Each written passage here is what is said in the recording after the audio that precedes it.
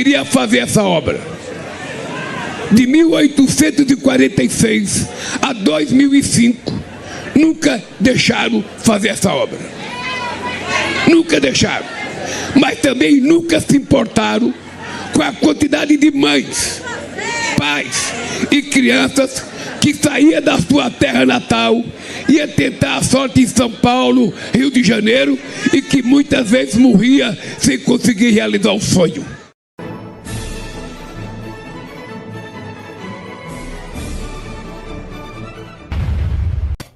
Nós vamos falar desse L que ela fez hoje. Vamos falar daqui a pouco, mas antes eu quero começar já falando do governo Lula e do Lula. Bem, não vou falar bem, eu vou falar a verdade.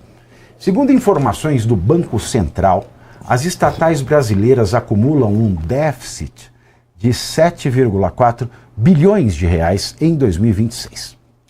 Em resultado negativo, que foi puxado principalmente pelo rombo registrado em janeiro de quase 5 bilhões de reais só no primeiro mês do ano. Em termos nominais, ou seja, sem valores corrigidos pela inflação, é o maior déficit da história para o período. E o rombo desse ano, registrado de janeiro a maio, já equivale o dobro do déficit observado no ano passado, nesse mesmo período. Então, o ano passado já foi recorde, esse ano é o dobro do recorde. Um governo recordista. Em 2026, as estatais federais representam a maior fatia do déficit, com 5,9 bilhões, estou falando de 7,5, então é quase tudo de estatal do governo Lula, estatais arrombadas, de um governo arrombado que faz rombos nas contas públicas. Aliás, por falar em arrombado, arrombado na questão de rombo na conta pública, ontem, durante um evento de obras de transposição do Rio São Francisco no Rio Grande do Norte, o Lula disse que a seca é da natureza, mas que a fome é falta de credibilidade, de caráter de quem governa o país e os estados. Pois é, ele está no poder, já vai fazer 12 anos, ele se assumiu sem caráter. Ouça por você mesmo. A seca é um fenômeno da natureza que a gente não briga com a natureza. Mas a fome, por conta da seca, é falta de credibilidade, de caráter de quem governa o país ou os estados. Essa obra, ela está tentada a ser feita desde 1846. Ainda o imperador Dom Pedro II queria fazer essa obra. De 1846 a 2005, nunca deixaram fazer essa obra. Nunca deixaram.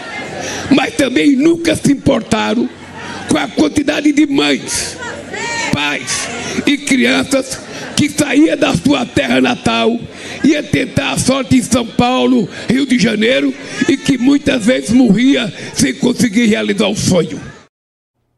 Vale lembrar que essa questão da transposição do São Francisco, em que pese, né, essas baboseiras que o Lula fala, que nunca deixaram, que isso, que aquilo, e piriri pororó, de fato, foi no primeiro mandato dele como presidente, em 2005, que começaram as obras para a transposição do São Francisco.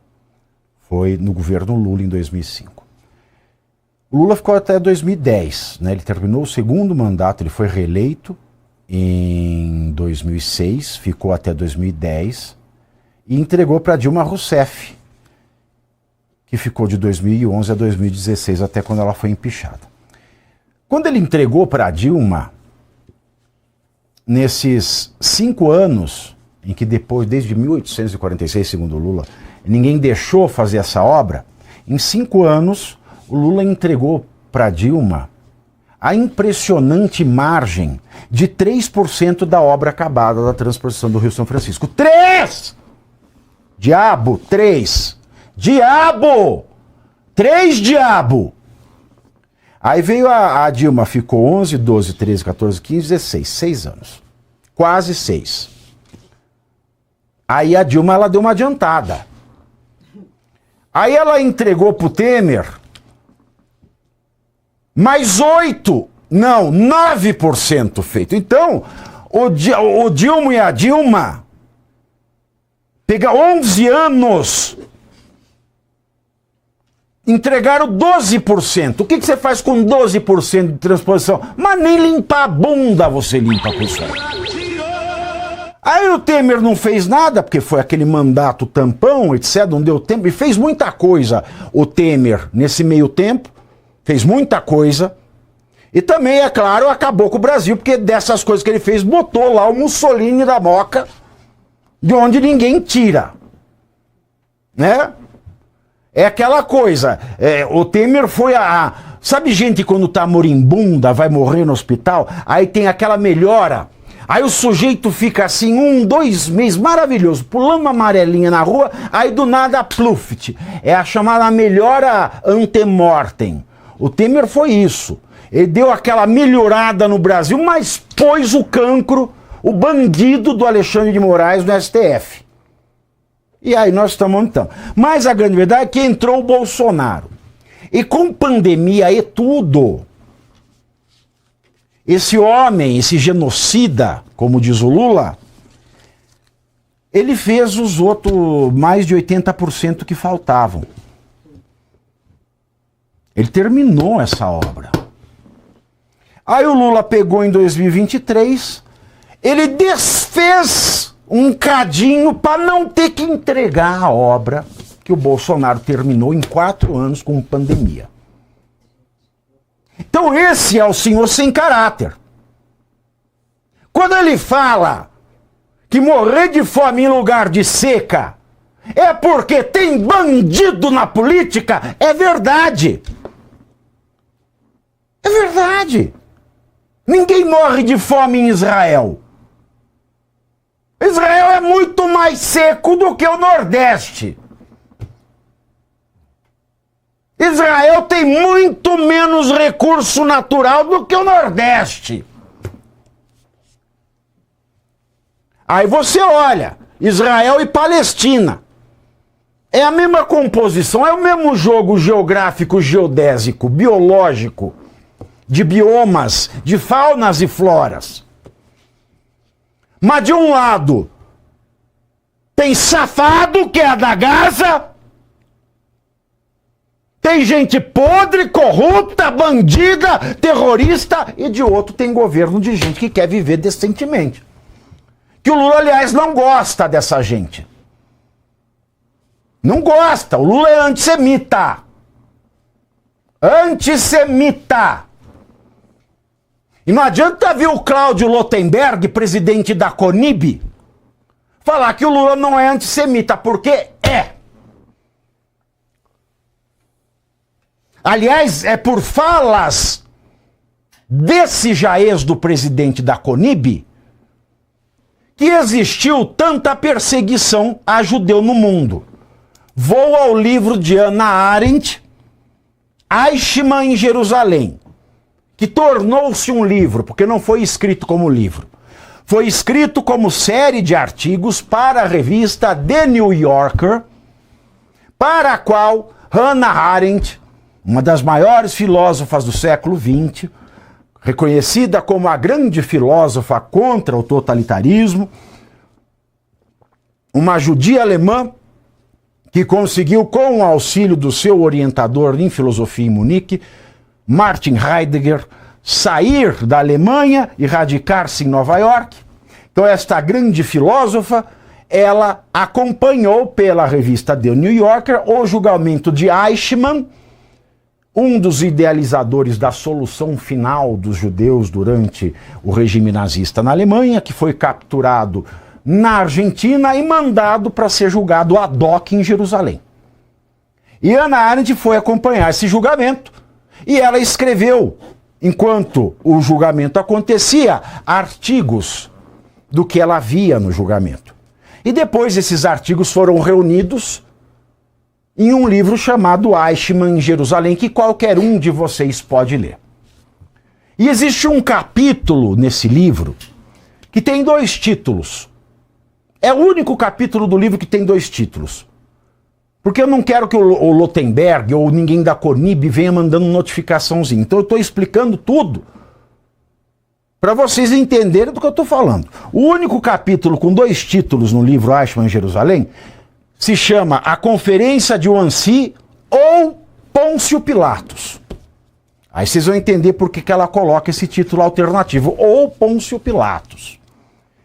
Porque ela diz o seguinte, em uma das suas conclusões, enquanto ela fala em uma nota de rodapé, porque também não está no corpo do capítulo, está numa nota de rodapé, está na segunda nota de rodapé desse capítulo. Como é que eu lembro disso? Eu também não sei, é um castigo que Deus me dá, não esquecer das coisas. Quando ela está discorrendo sobre a banalidade do mal, ela diz o seguinte, talvez esse crime, essa tragédia criminal contra os judeus não teria sido tão grande se não fossem os judeus que,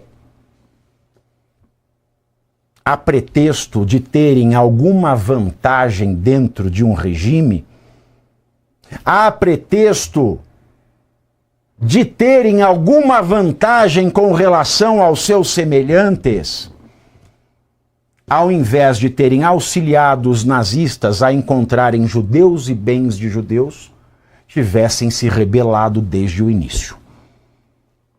Então chamar um sujeito antissemita como Lula de não antissemita é agir como esse judeu contra o qual Hannah Arendt aponta o dedo em Eichmann em Jerusalém, no capítulo Pôncio Pilatos. E só para terminar e eu passar para os convidados, hoje, ainda mais, apesar disso, o Lula mostrou o dedo do meio. Ele fez igual o Alexandre de Moraes.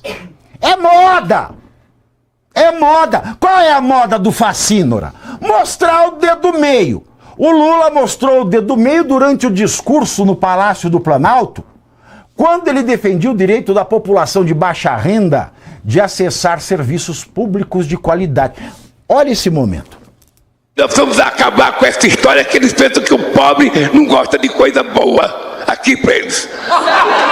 Nós gostamos de coisa boa. Nós gostamos de coisa boa. Nós queremos é tudo de primeira. Como se ele fosse pobre. Como se um sujeito milionário... Como o Lula ficou milionário? Sem nunca saber ler e escrever direito, sem nunca ter uma profissão que o enriquecesse honestamente. Como ele ficou rico? Eu não vou falar, mas é exatamente isso que você está pensando aí. É isso mesmo. Põe a foto dele com o dedo do meio do meu lado, alemão, porque eu vou passar para o pessoal. Aqui, ó. Essa imagem. Então eu quero dizer o seguinte. Luiz Inácio da Silva, que alterou o seu registro civil para Luiz Inácio Lula da Silva.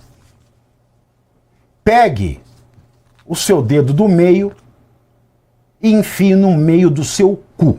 Obrigado. Scarfe. Depois dessa aula de lucidez, fica difícil a gente falar alguma coisa, mas eu agradeço você passar a palavra para mim. E eu vou dizer uma coisa para você, Pavinato. Que azar do Brasil esse cara ter nascido aqui. Que azar do Brasil ter uma classe empresarial que apoiou esse cara. Que azar do Brasil que a imprensa apoiou esse cara. Que azar do Brasil que as pessoas escutaram esse mentiroso profissional. E é por isso que a nossa geração está 20 anos com essa gente. Das últimas 6 eleições presidenciais, imagine você, o PT ganhou 5. Mas tem uma explicação. Porque o PT, a esquerda, está na era digital, né? E nós, da direita, infelizmente, é muito difícil ser de direita no Brasil, pelos acontecimentos que a gente está vendo aí, nós estamos ainda na era analógica, né? Ressuscitando corrupção no governo, ressuscitando essas pessoas que não fazem nada, esse esclerosado, que desde o primeiro dia eu falo que ele está esclerosado, é um anarquista, né? Ele não tem nada a perder, puseram esse cara no poder, porque ele assina para todo mundo lá em Brasília, né? Porque Brasília, com raras exceções, é uma quadrilha para roubar esse país. Então, esse país é muito grande para a gente ter essa oposição apequenada que a gente está tendo agora, né? Com essas coisas pessoais, com essa mediocridade dessa oposição que está fazendo a gente passar vergonha. Porque quem está no governo não está nem aí se está passando vergonha ou não. Eles estão no término aí de mais 4 anos sem entregar absolutamente nada, sem fazer nada pelo país, sem fazer nada pela sociedade civil, empobrecendo as pessoas. Aliás, o discurso do PT é fenomenal. Eles querem combater a fome que eles mesmos produzem. Então eles fazem uma economia pífia, eles endividam o país, eles quebram tudo, as pessoas começam a passar fome e eles dizem, nós temos que parar com esse negócio de fome. Faz 30 anos que a gente escuta essa baboseira, mas tem um motivo disso, Pavinato. Tem cobertura da imprensa, com raras exceções. Tem cobertura da classe política, com raras exceções. E tem cobertura da classe empresarial, que é uma pena falar isso. Uma classe empresarial que a gente devia proteger nesse país, que é uma classe empresarial que trabalha, que gera emprego e que paga e recolhe um imposto absurdo, gente defendendo um esclerosado, um mau caráter que envergonha o país perante o mundo. É isso que ele é. O vídeo terminou, mas o debate continua todos os dias às 19h30, 7h30 da noite. Eu estou ao vivo no canal do Metrópolis, no YouTube, analisando os principais acontecimentos da política brasileira com análise afiada, clareza e, espero eu, bom humor. Quer acompanhar ao vivo? Te espero no Pavinato 7h30 no canal do Metrópolis.